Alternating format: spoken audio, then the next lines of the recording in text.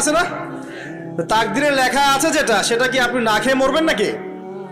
যদি আপনার তাকদিরে থাকে যে আপনি 50 বছর বাঁচবেন, আর 50 বছরে আপনি 500 মন চাল খাবেন, কথার কথা, ওই চালের এক দানা বাকি থাকতে আপনি মরবেন? মরবেন না।